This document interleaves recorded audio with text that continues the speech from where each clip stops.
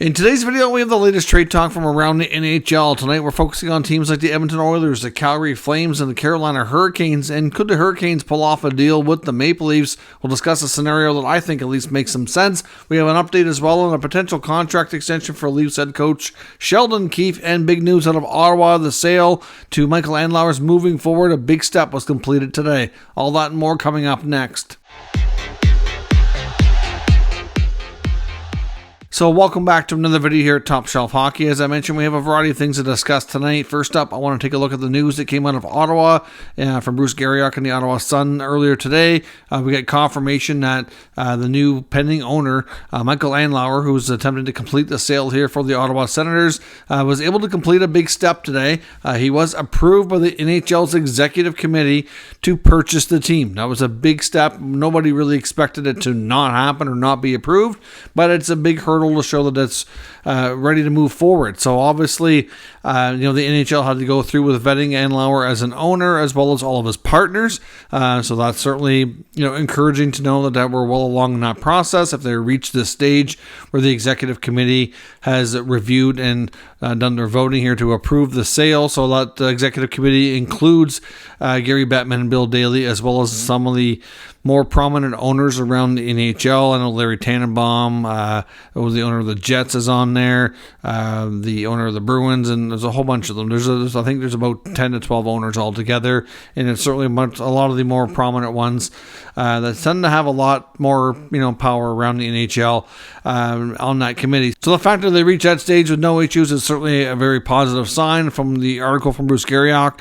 indicates the lawyers still have a little bit of paperwork to do to dot some I's and cross a few T's, and otherwise it'll be moving forward soon. There's no call scheduled yet with the Board of Governors, which is the next and final step once that's ready to be completed, but that can be arranged rather quickly.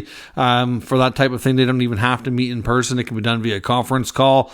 So the final stage will be the NHL Board of Governors meeting as a whole group and voting on it. They need a 2/3 to pass, but it's expected to be a unanimous vote, which is good. So we had previously heard that the sale should be completed by the end of August or 1st of September, and we're well on track to do that. Hopefully this week we'll maybe see the final steps be completed and Andlauer have full control over the Ottawa Senators. It's believed that he'll start making at least a few changes fairly quick after taking full ownership. I'm not sure how quickly exactly, hard to say, but there's a lot of speculation.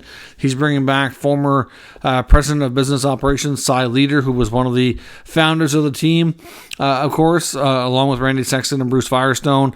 And then, of course, Daniel Alfredson, expected to take on a role with the team in hockey operations in the front office. We don't know exactly what his title is going to be. Andlauer did meet with him, I think, about 2 months ago, and it's believed that they've had several meetings and conversations since then. So it looks like things are progressing for him to do something with the team. I'm not sure exactly, like I said, what the role is going to be, but the fact he's going to be involved at all is a very big positive, big step forward, and hopefully the Sens can move forward here and have the new owner have full control over everything, which would be good. I'd be curious to see what other changes he makes, some other people he may bring in. A lot of speculation over Steve Staios as well, as I mentioned, I don't know if the Oilers have officially announced Staios leaving, but I've seen from numerous sources saying that he did leave the Oilers organization, but we'll find out probably in due time here. Of course, I want to talk a little bit further about the comments from GM of the Leafs, Brad Treliving. Of course, after the Auston Matthews contract was announced, he did meet with the media recently, and Matthews spoke to the media as well. Treliving certainly made a lot of comments, giving Matthews a lot of credit for wanting to get this deal done. He said ultimately that they had prior conversations, but the reason it's done now is because Matthews decided he wanted it done and wanted to have this looked after before the season started. So ultimately, he feels that they'll turn their attention to the Nylander situation, but again, didn't seem like a huge sense of urgency there. But when it comes to Sheldon Keefe as well, he did say that he and Sheldon have had lots of conversations since he's taken over the role of general manager.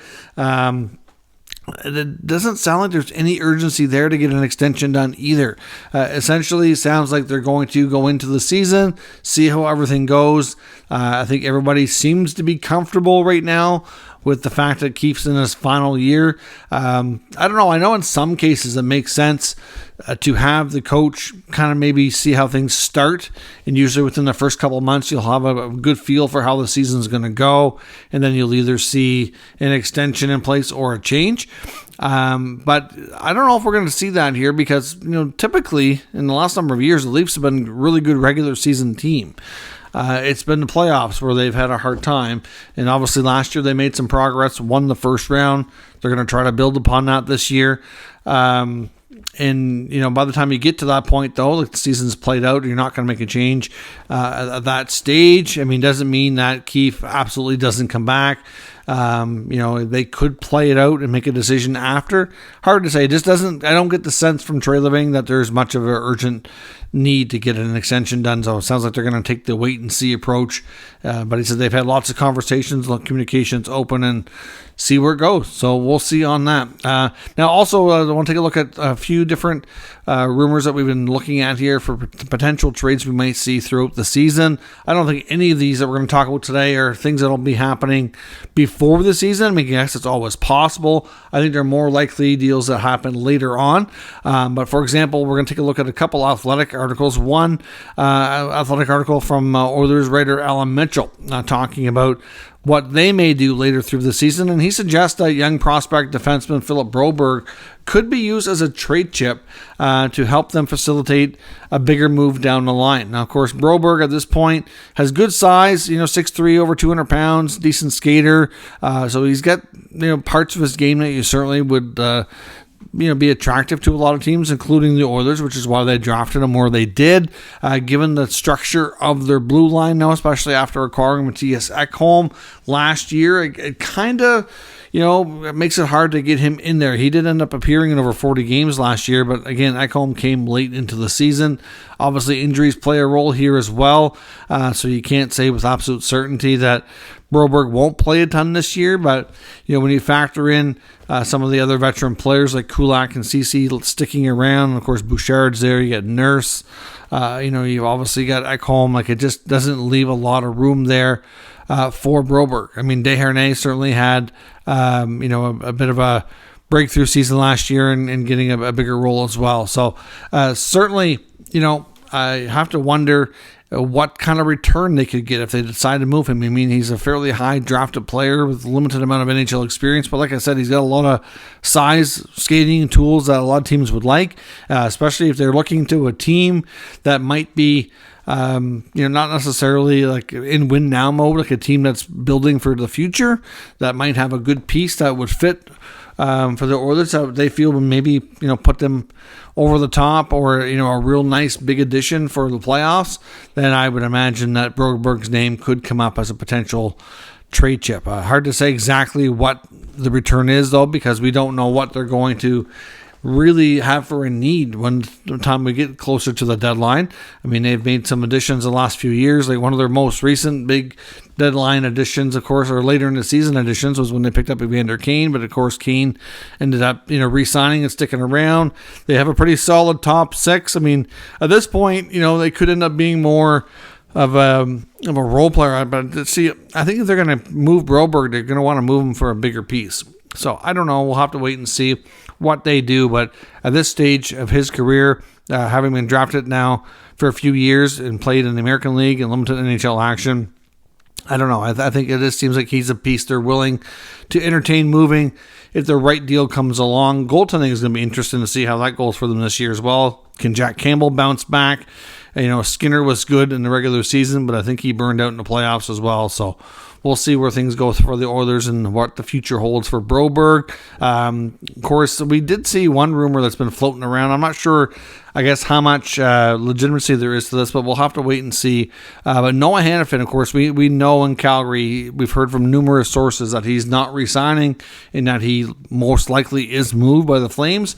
I would think that since they know for sure that he's not signing, they would want to move him sooner than later, because if they get into the season or having a good season, they're not going to want to subtract before the deadline, but they also know that they can't risk losing a bunch of players for nothing, and they have this same scenario with Lindholm and Backlund and Tanev, etc. So a guy like Hanifin is a little bit more certain.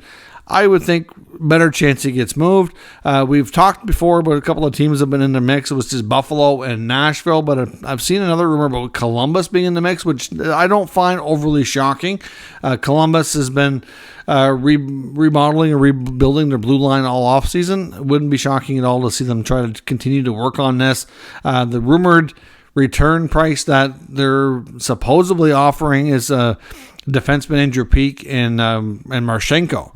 So Peeke and Marchenko for Hanifin is the rumored package that the Jackets are apparently offering the Flames right now. I don't know. I think the Sabres might be able to give them something comparable or maybe even better. I don't know for sure if the Buffalo Sabres are going to be wanting to pull the trigger on this, but I know that they do definitely want a top 4 defenseman. That's certainly their area of focus for sure. And they have lots of young pieces that could intrigue a team like Calgary or anybody else if they're going to be able to get that done. But we'll see where that rumor goes. But Columbus sounds like another team that's in the mix here for Hanifin services. Another Athletic article as well, this one from a Hurricanes writer, looking at their defense core. Of course, we know that they have multiple defense on their final year of the contract, pending UFAs, which is not ideal to have as many as they do, but they didn't bring in Tony DeAngelo to sit on the sidelines either, and it talks about how between like Brett Pesce, Brady Shea, that Pesce seems to be the more likely one to get moved. Again, it also talks about the fact that the Hurricanes have good depth on the blue line. They're cap compliant, and at this point, as much as it's not the ideal scenario, they're not in a situation where they really have to rush at all. So I don't think we're going to see a quick, early trade out of the training camp or early part of the season for the Hurricanes. You never know. What if they run into injuries?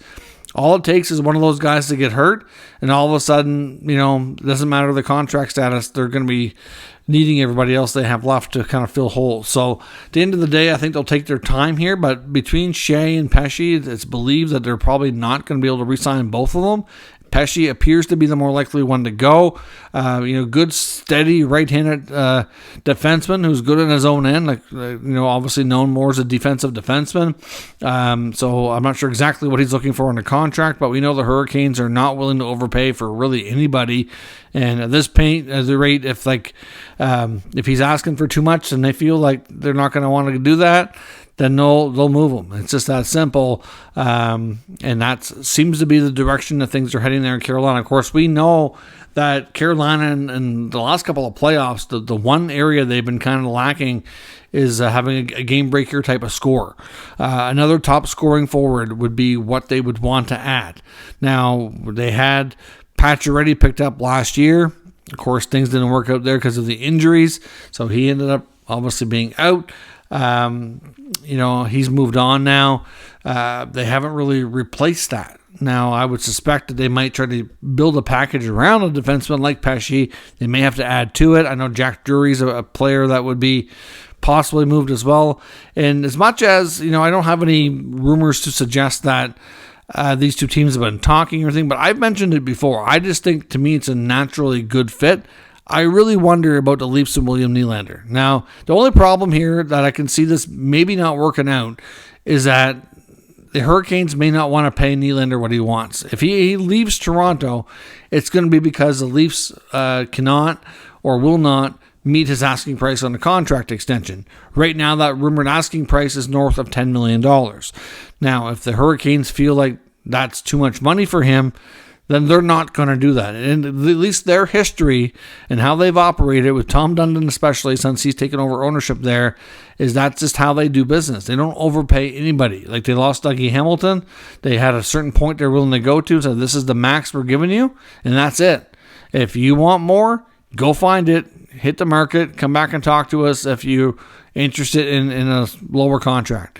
It's just that simple. That's how they operate. So I'd be shocked in a way if they were the ones who ended up paying him. Not that he's not necessarily going to be worth that kind of money, but it is a risky contract for that kind of, he would come in as the team's top player, money-wise, cap-wise, but he is a definition of what they need. They need a game-breaking scoring type winger, and he's proved last year, he had 40-plus goals. He's been one of the better Leaf guys in the playoffs the last few years as well. I think he'd be tremendous fit. They have all kinds of players that I think he would mesh with.